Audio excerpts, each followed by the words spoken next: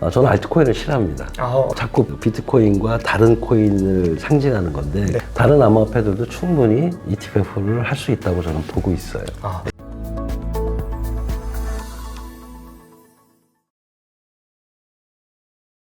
이거는 그냥 단순히 뭐 암호학자라든지 뭐 어떤 개발자 이런 한 명의 수준에서 나올 수 없고 이게 굉장히 그래서 어떤 집단지성이 아닐까 이런 얘기도 나오는 게 뭐 많은 또 자료들을 참고했겠지만 제가 암호학자입니다. 네, 맞습니다. 근데 집단지성은 그 후의 일이고요. 네. 일단은 금융위기 때 이제 어떤 사토시 나카모토 익명을 쓰는 사람이 최초의 그 비트코인 논문을 발표를 했고 네. 그거를 사실은 암호학자라든지 이런 데다가 이제 네, 그룹 메일을 그렇죠. 보냈어요. 그래서 이제 저도 이제 암호학 박사인데 제 꿈 중에 하나가 P2P 암호화폐를 만드는 게 꿈이었는데 저는 실패했습니다. 워낙 복잡하고 어려워서요. 네. 그래서 사실 비트코인 처음 나왔을 때 제가 무시했어요.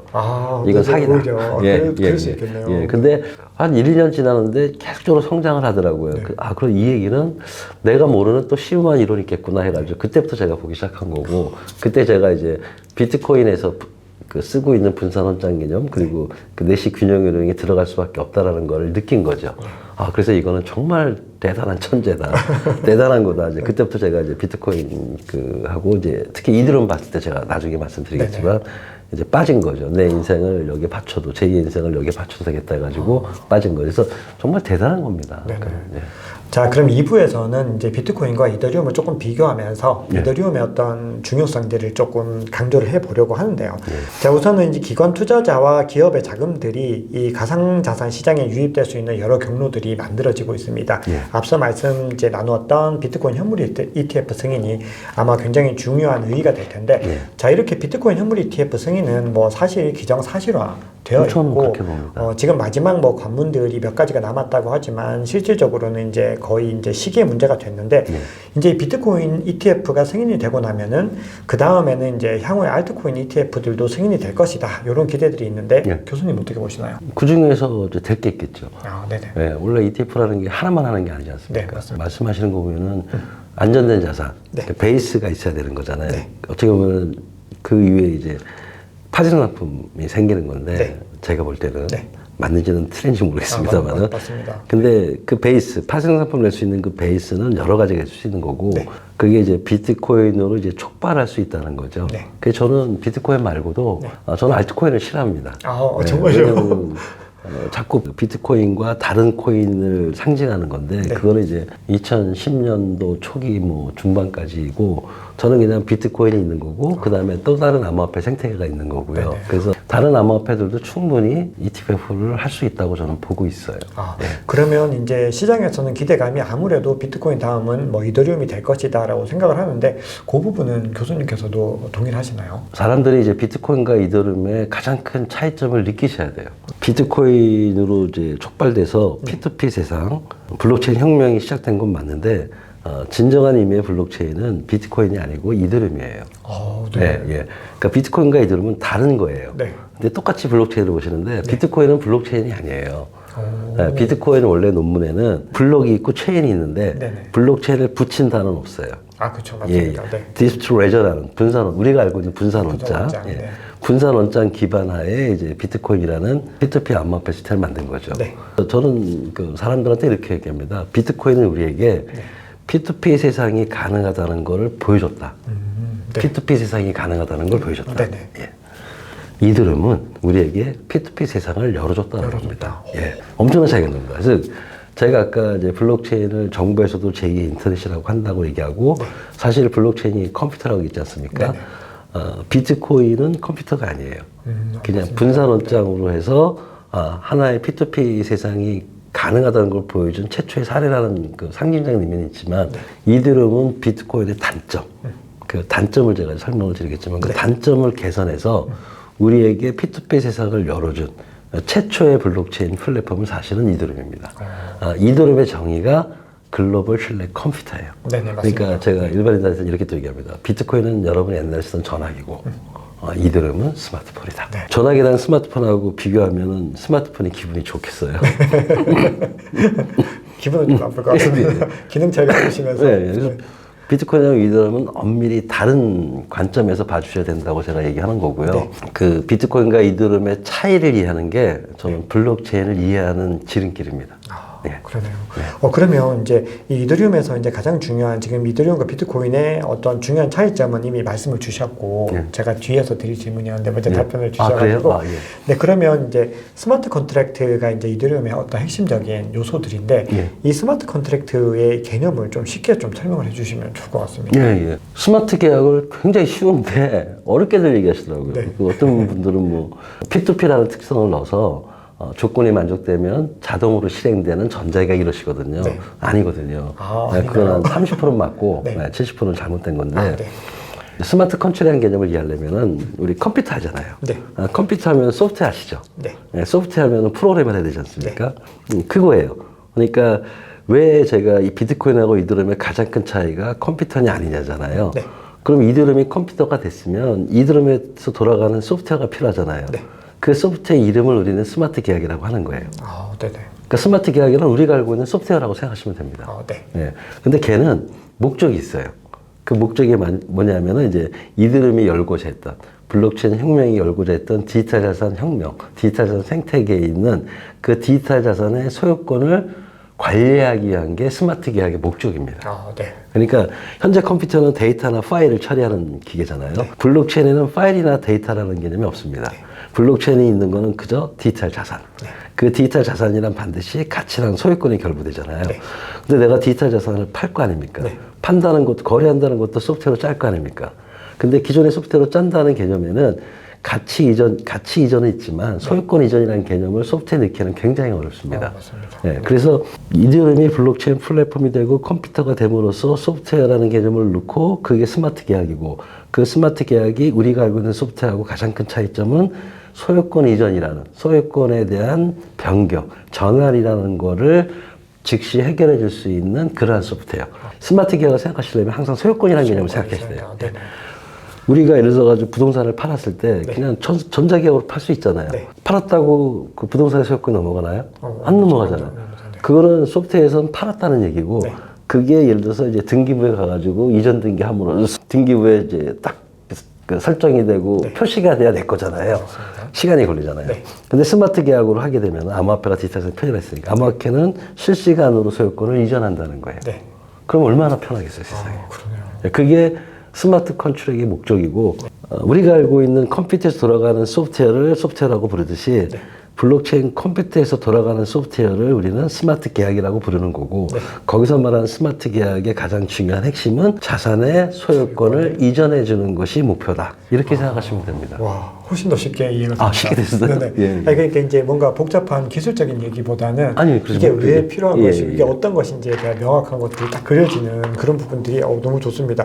자, 그러면 이제 이렇게 우리가 이더리움에서 이 비트코인과의 차이도 우리가 이해를 했고 그리고 이 스마트 컨트랙트가 어떤 개념인지에 대한 것들, 소유권을 이전하는 이 개념에 대해서도 이해를 했는데 자, 그렇게 봤을 때 이제 이더리움이 장기적으로 가치가 상승하려면 어떤 부분이 가장 중요할까요? 저는 그럴 땐 인프라지 않습니까?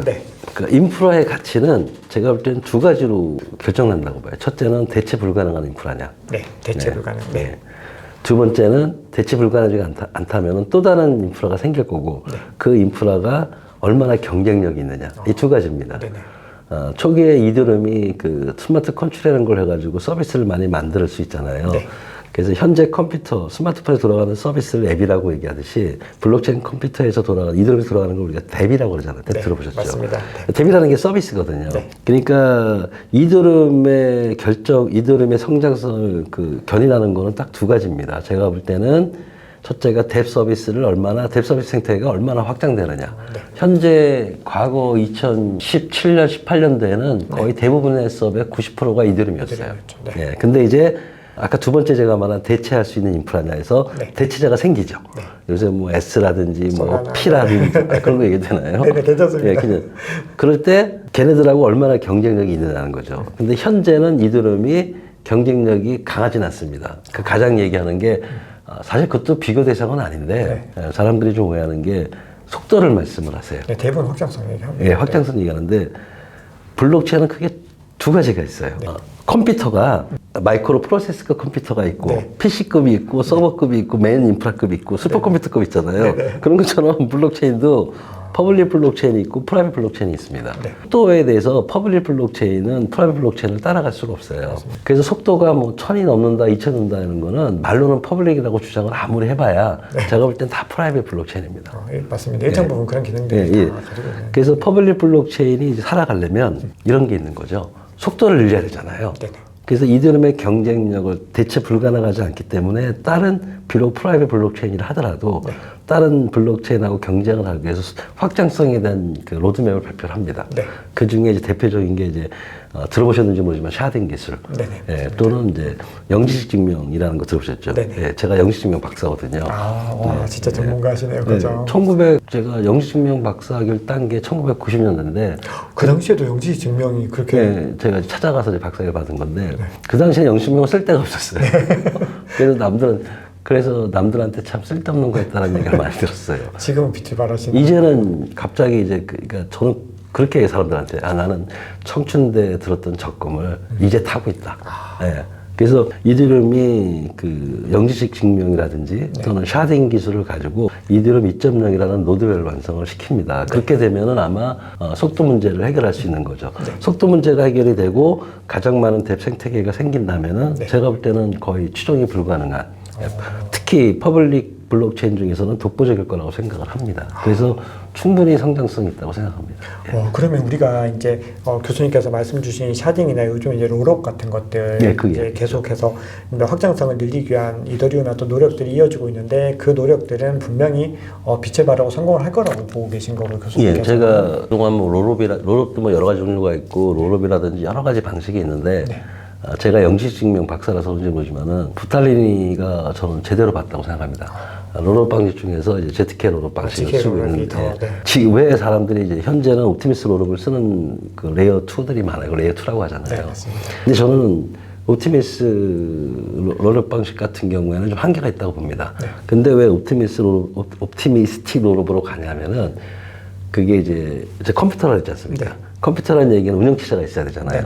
그 이제 이디룸 버추얼 모시라고 얘기하는데 그거 호환성이라든지 여러 가지 좀 그게 굉장히 어려워요. ZK 롤업은. 네, 맞습니다. 그래서 이제 옵티미스틱 롤업으로 가지만 제가 볼 때는 아마 부탈린도 ZK 롤업으로 간다고 선언을 했고 그러니까 ZK 롤업으로 가서 아마 이디룸의 그 경쟁력은 이제 비약적으로 발전할 것 같고 그리고 지금 현재 옵티미스틱 롤업을 쓰는 것도 한 2, 3년 내에는 바꿀 것 같아요. 예. 왜냐하면 똑같다면 ZK 롤업이 훨씬 더 현실적입니다. 빠르고 검증도 빠르고 증명도 빠르기 때문에 예. 그래서 저는 ZK 롤업이 방향이라고 생각을 하고요. 저도 이제 ZK 롤업을 개발하고 있습니다. 그러면 이제 어떻게 보면 이 방향성이 너무 좋은 말씀입니다. 어떻게 보면 우리가 이게 투자의 관점으로 꼭 볼 수는 없지만 어쨌든 우리가 계속해서 주목해야 되는 부분들은 결국은 이 GK 롤업에 더 집중을 해야 되는 부분들이 있는 거고 근데 많은 분들이 옵티미스틱 롤업 자체가 좀 초기에 나왔고 구현의 어떤 용이성들 때문에 그 느리다는 그 속도의 그걸 갖다 좀 감수하면서도 이거를 쓰고 있다라는 인식들을 많이 있는데 그럼에도 지금 초기에 한 2가지 정도 있지 않습니까? 아비트럼이나 옵티미즘 이런 프로젝트는 그래도 이제 GK 롤업과 계속해서 좀 공존을 할 것 같다 이런 의견들도 있는데 그러니까 지금 기존의 옵티미스틱 롤업을 쓰는 그 파가 있습니다. 패밀리가. 이제 패밀리라고 얘기하는데 현실적인 여러 가지 이유 때문에 그쪽으로 가지만 얘네는 또 사후 검증이라는 그 정산 완결성이라는 게 있어요. 결제 완결성 층에서는 이쪽은 좀 시간이 걸립니다. 그래서 ZK 롤업을 갈 거라고 보고 있는 거고 현실적인 이유 때문에 옵티미스틱 롤업을 썼다 하더라도 아마 제 생각에는 최소한 ZK 롤업하고 병행할 것이고 그다음에 모든 것들은 아마 ZK 롤업으로 갈 것이다. 저는 그렇게 보고 있습니다. 말씀 너무 감사합니다. 네, 그러면 이제 제가 말씀 주신 부분에서 이미 답을 많이 주셨는데요. 그 솔라나라든지 카르다노 같은 그런 경쟁 체인들이 이제 굉장히 부상이 될 거고 아마 2024년에는 그런 경쟁들이 또 계속해서 또 일어날 것 같습니다. 왜냐하면 장이 좋아질수록 그런 경쟁들이 더 가속되고 장이 안 좋으면 또 이더리움이 혼자 가다가 또 약간 이런 현상들이 나타나는데 결국은 솔라나나 이런 프로젝트들이 확장성만 가지고 그렇게 가서는 이더리움을 추월할 수 없다라는 걸 저는 솔직히 그렇게 봅니다. 근데 그건 제 생각이에요. 학제적인 관점의 생각이고 현실적인 서비스 관점에서는 제가 볼 때 이제 인프라적인 측면에서 아까 말한 대체 불가능한 인프라냐, 네. 경쟁력 문제도 있고, 네. 그 다음에 이제 제가 뎁 서비스 생태계를 했지 않습니까? 누가 빨리 네. 뎁 서비스를 확보하느냐, 맞습니다. 이거죠. 생태계를. 예, 네. 제가 일반인한테 이렇게 얘기합니다. 한국통신이 있고 SK통신이 있다. 네. 어떤 거 쓸래? 예. 그 둘 사이의 경쟁은 대체 불가 인프라가 아니지 않습니까? 네. KT를 써도 되고 SKT를 써도 써도 되고, 돼요. 물론 이제 뭐 산 어딘가 가면은 뭐 누가 좀 좋다 이런 얘기도 있지만은 어쨌든 대체 불가능한 인프라는 아니지 않습니까? 그럼 지금부터 뭐 하냐면은 누가 더 많은 서비스를 확보하느냐 이거죠. 예. 결국은 굉장히 치열한 경쟁이 계속 될 것 같습니다. 그렇게 되면. 그래야죠. 시장은 경쟁해야 되고요. 네. 그 중에서 살아남는 사람은 가는 거고. 맞습니다. 뭐 옛날에 우리 야호라든지 네. 사이버복스 생각해보면 인터넷 시대에도 한창 떴다가 이제 사라졌지 않습니까? 다 이유가 있겠죠. 근데 제가 이런 말씀드리기 뭐하지만 이런 세상은 안 올 것 같아요. 지금은 어떤 하다가 독점적으로 가고 있지만 네. 이제 블록체인 상에서는 독점적인 것보다는 각자의 포지션들을 갖는 특정한 기준점을 찾는 세상이 될 확률이 저는 크다라고 봅니다.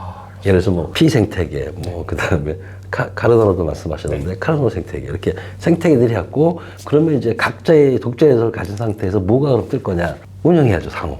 맞습니다. 상호 운영에 대한 것들이 아마 이슈가 될 거고 그거를 노리는 그거를 이제 그 시장을 이제 파고드는 또 업체들이 또 있지 않습니까? 네, 맞습니다. 그래서 그런 프로젝트들이 있습니다. 예. 연결을 시켜주고 예, 또 연결시켜주고. 맞는 말씀입니다. 이제 교수님 말씀에 제가 다 동의할 수밖에 없는 게 진짜 이 시장 현재 상황들이 정말로 딱 그렇게 구성이 되어 가고 있는 것 같습니다. 그래서 결국 저마다 어떤 목적에 맞게끔 성장을 할 것 예, 같고 그렇죠. 그럼에도 이더리움이 가장 중심을 잡아줄 가능성은 매우 높다. 이렇게 제가 또 하나 이제 숨겨진 경쟁력이 뭐가 있냐면요. 인프라잖아요. 네. 그냥 인프라는 인프라예요. 네. 뎁 서비스지 않습니까? 네. 그럼 뎁 서비스의 성장이 결국은 인프라의 성장을 견인할 거라는 거죠. 네, 맞습니다. 그럼 뎁 서비스가 좋아야 되잖아요. 네. 예. 뎁 서비스라는 게 뭐냐면 블록체인 경제 생태계를 의미하는 거고 그거는 디지털 자산 생태계고 그래서 얼마나 많은 질 좋은 뎁들이 분류돼요. 네.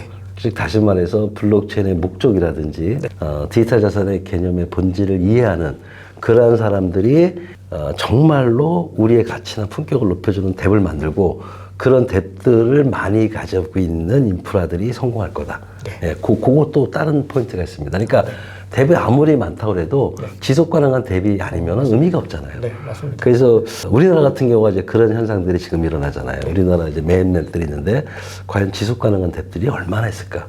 그 면에 있어서는 저는 아직은 좀 미비하다 이렇게 보고 있습니다. 아직까지는. 네.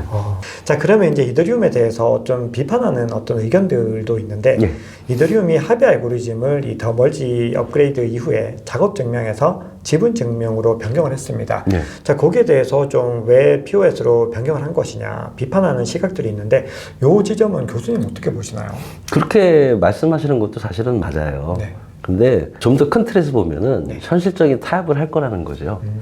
그러니까 그건 똑같습니다. 그런 논리로 따지면은 현재 프라이빗들, 네. PBFTC 이런 것들은 사실 블록체인 철학이 안 맞는 것들이에요. 안 맞는 것들이에요. 그런 논리 따지면 POW는 계산량에서 결정되는 거고 포스는 지분에서 결정되는데 그건 뭐냐면 자본의 논리에서 결정이 되는 거죠.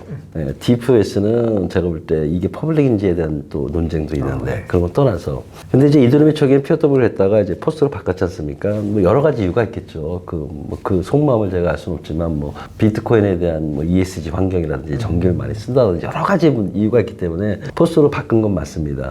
근데 비트코인에서 이제 포스로 바꾸다 보니까 일종의 잘 아시겠지만 노드 스테이킹 같은 개념이 나오잖아요. 네. 문제는 그 노드가 얼마나 되느냐는 거죠. 노드 수가 보통 프라이빗 같은 경우는 뭐 보통 3개 노드, 7개 노드 많으면 몇십 개인데 이들은 포스를 쓰는 그 노드는 꽤 몇천 개입니다. 그러니까 소위 탈중앙화를 훼손한다고 저는 생각을 안 해요.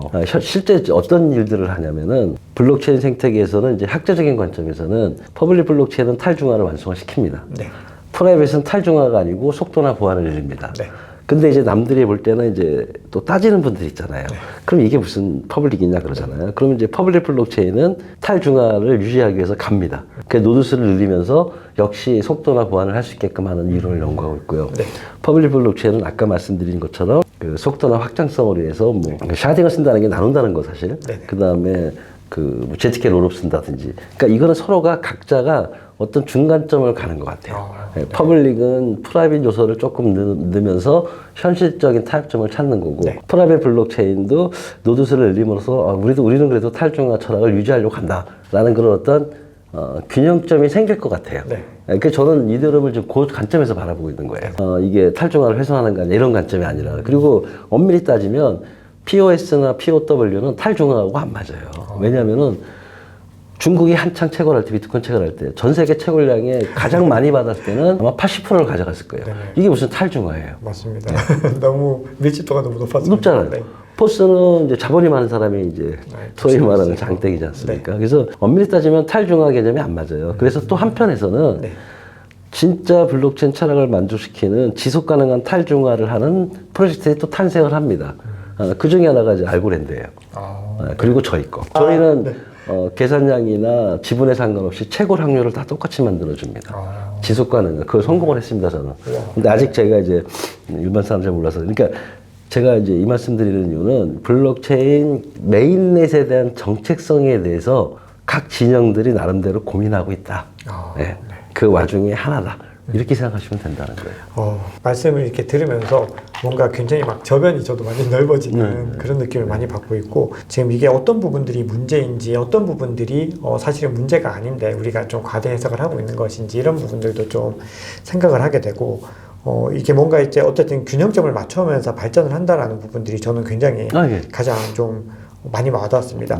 자, 그러면 이제 2부 마지막 질문으로 이 암호화폐와 올해 한 해 동안에 이제 주식시장에서는 AI 테마가 좀 많이 뜨거웠는데 이게 암호화폐와 AI가 어떻게 또 접목을 할 수 있는지, 그리고 현 시점에서 AI와 좀 관계가 깊은 프로젝트가 어떤 것이 있는지 설명 좀 부탁드리겠습니다. 제가 프로젝트 이름은 정확히 기억을 못 하겠는데 AI 암호화폐가 한때 유행했어요. AI 암호화폐가. 근데 그 관점이 여러 가지가 있는데요. 블록체인 분야가 있고 인공지능 분야가 있지 않습니까? 그럼 이제 블록체인의 특성이 있습니다. 인공지능의 특성이 있어요. 그래서 한쪽 그 학파들은 인공지능의 현실적인 문제점들이 있습니다. 그 가장 요새 단적으로 나오는 게 페이크 뉴스라든지 데이터 신뢰성 문제를 얘기합니다. 그 데이터 신뢰성 문제를 해결하기 위해서 블록체인이 그 데이터를 뒷받침해주는. 그래서 블록체인 for AI라는 분야가 있어요. AI를 위한 블록체인. 보통 이제 블록체인과 인공지능은 융합이 되는데 융합하는 방식이 뭐냐면 현재까지는 블록체인 for AI가 있고 AI for 블록체인이 있어요. 그러니까 블록체인의 문제점을 인공지능으로서 도와주는. 무슨 말씀이 되죠? 근데 저는 어떻게 생각하냐면은 블록체인과 인공지능은 똑같은 거다라고 보는 사람이에요. 결국은 이제 제가 2021년부터 이제 그 말이 뭐냐면은 인공지능도 컴퓨터잖아요. 블록체인도 컴퓨터잖아요. 양자 컴퓨터도 컴퓨터잖아요. 그죠? 그래서 얼마 전에 뉴스 보니까 양자 인공지능이 나온다고 하더라고요. 그럼 엄청날 거라고 얘기를 하는데 인공지능 컴퓨터죠. 양자 컴퓨터도 컴퓨터잖아요. 하나의 컴퓨터예요. 그럼 이 컴퓨터에는 인공지능 기능 들어가고 양자 기능도 들어가면 어떻게 되느냐는 거죠. 똑같은 원리로 블록체인도 컴퓨터예요. 컴퓨터에 블록체인과 인공지능이 같이 들어가 있는 컴퓨터가 있을 거라는 얘기고, 저는 그거를 블록체인 인공지능이라고 명명을 했습니다. 제가 최초로. 결국은 하나가 될 거라고 보고 있습니다. 크게 봐서는. 이렇게 얘기하니까 좀 추상적이잖아요. 그래서 이제 현실적으로 왜 하나가 돼야 되나 이제 좀 일반인들한테 이렇게 구체적으로 말씀드리면은 인공지능에서 가장 필요한 게 데이터잖아요. 맞습니다. 데이터지 않습니까? 그 데이터 누구 거죠? 인공지능이 필요한 데이터는 우리들 거예요. 그래서 근데 제가 아까 말씀드린 것처럼 블록체인은 데이터를 다루는데 똑같이 그 데이터의 가치와 소유권을 따지지 않습니까? 현재는 사람들이 자기가 창출하는 데이터의 가치나 소유권에 대해서 생각이 조금은 덜 합니다. 그러니까 이제 쉽게 인공지능 서비스를 쓰기 위해서 자기가 알고 있는 데이터를 준다는 거죠. 그러니까 데이터를 주거니 받거니 하는 거예요. 근데 간만에 보니까 블록체인 관점에서 보니까 내 데이터는 가치가 있는 나의 디지털 자산인데, 그래 가치가 있다고 그랬잖아요. 근데 내가 이걸 너한테 왜 무료로 줘야 되지? 그래서 나는 인공지능이 필요한 데이터가 있으면 나한테 사라 이거예요. 그래서 산다는 얘기는 인공지능이 다루는 데이터도 이제 포스트 데이터 개념을 넣을 것이고, 그럼 디지털 자산이 될 거고, 인공지능은 디지털 자산을 다루는 이제 좀 더 지적 서비스를 할 거고, 블록체인은 그 지적 자산, 그 디지털 자산의 소유권을 하기 때문에 인공지능과 블록체인은 결국엔 똑같은 데이터를 다루는 거고, 데이터를 다루는 방식이 차이가 날 뿐이다. 그래서 인공지능이 현재 생각 없이 다루는 데이터가 이제 블록체인 전문가 관점에서 보면 디지털 자산이기 때문에 인공지능에게 내가 너한테 준 데이터의 가치를 요구할 수 있다. 그래서 이제 무슨 말씀인지 되시나요? 이제 그런 세상으로 갈 거고 네. 예, 그런 걸 연구하고 있습니다. 와, 굉장히 흥미로운 분야네요. 네, 그걸 얘기하면 사람들이 다 흥미로워 하시더라고요. 이게 어떻게 보면 근데 교수님 말씀 맞는 게 그 데이터가 결국은 우리 건데. 우리 거예요. 네. 맞습니다. 그거를 그렇게 막 어떻게 보면 챗GPT 같은 것도 그 방대한 데이터를 다 긁어온 건데. 왜 내 허락 없이 긁어가냐. 와, 어떻게 보면 이 패러다임이 진짜 바뀌고 있다는 그 수준이 우리가 생각하는 것보다 훨씬 더 근본적이고 세상이 쉽게 바뀝니다. 진짜 바뀌고 있다는 예, 거예요. 예. 그래서 근원들이 다 지금 뭔가 바뀌면서 이렇게 상승이 되는. 제가 가장 간단한 예로 혹시 월드코인 아세요? 아, 월드코인. 네. 월드코인이 생체 정보를 줌으로써 예, 뭐 코인을 주고 처음에 40몇 개 주고 매주마다 한 개를 또 주거든요. 네. 그래서 사람들이 막 등록을 해요. 그 코인을 받으려고. 저는 하지 말라고 그럽니다. 네. 월드코인이 좋느냐 나쁘냐는 아직 모릅니다. 그걸 얘기하는 게 아니로 네. 월드코인이라는 게 바로 우리들이 가지고 있었어. 근데 잘 몰랐던 우리들의 디지털 자산을 드디어 표출하게 만드는 프로젝트라고 보는 거죠. 내 생체 정보라는 게 굉장히 나한테 중요한 나의 정보잖아요. 네. 근데 가치가 있다 없다 따지면 사람들은 가치가 있다고 하거든요. 네. 가치가 있다는 얘기는 돈 받아야죠. 맞습니다. 그래서 월드코인한테 내 생체 정보를 파는 거예요. 네. 그래서 보상을 받는 게 아니라는 거죠. 정당한 권리를 받는 거라는 권리를 거죠. 받다. 예. 내 생체 정보를 너한테 파니 내 생체 정보의 가격을 달라는 거죠. 그럼 우리는 문제 이제 고민해야죠. 우리 생체 정보 가격이 얼마일까? 이제 이런 어떤 사회적 합의 문제가 앞으로 굉장히 많이 나올 겁니다. 그리고 생체 정보를 팔았을 때 한 번만 주는 게 아니라 매주 주잖아요. 네. 그러니까 저는 좀 더 크게 또 봐서는 국가 기본소득제하고 또 연계가 되는 거죠. 네네. 원래 월드코인이 그걸 이제 해결하겠다고 나온 프로젝트. 월드코인 글로벌, 예, 바로 그런 거예요. 그런 게 이론적으로 타당하고 합리적인 모델이 생긴다는 거죠. 그걸 단순히 월드코인 프로젝트가 그렇다는 얘기가 아니라 당연히 그렇게 돼야 된다는 걸 얘기하는 거죠. 예. 막 정말 꼬리에 꼬리를 물고 계속해서 이 깊은 이야기들이 이어지면서 우리가 고민해야 되는 지점들이 그냥 우리는 정말 표면적인 부분들을 가지고 고민했다면 그 밑단에 계속해서 이제 이것도 체인처럼 연결이 돼서 지금 올라오고 있는 그 문제들이. 본질에는 암호화폐가 있는 거고요. 네네. 디지털 자산이 있는 거예요. 그래서 지금부터 여러분들은 제가 꼭 말씀드리는 게 여러분이 가지고 있는 디지털 자산을 한번 생각해 봐라. 네. 그럼 굉장히 많습니다. 네. 우리는 태어날 때부터 돈을 벌고 태어납니다. 네. 태어나는 순간 주민등록번호 받잖아요. 네네. 주민등록번호 개인정보지 않습니까? 그거 맞습니다. 자산 아닌가요? 맞습니다. 자산입니다. 그 가격을 제가 현실적으로 한번 시뮬레이션을 해봤더니 우리가 어떤 회원가입할 때 개인 이름, 주민등록번호, 주소를 치면은 커피 쿠폰 주잖아요. 네. 그럼 시중에서 평균 가격이 4,000원에서 6,000원인데 네. 근데 그 사람들은 마케팅 차원으로 싸게 살 거라는 거지. 반값에 샀을까? 그럼 2,000원. 그럼 나의 주민등록번호의 가치, 나의 개인 정보의 가치는 최소한 2,000원 넘지 않느냐. 이런 식으로 이제 시뮬레이션 한번 해보는 거죠. 그리고 하여튼 그런 예제들을 많이 생각하고 있습니다. 잘 알겠습니다.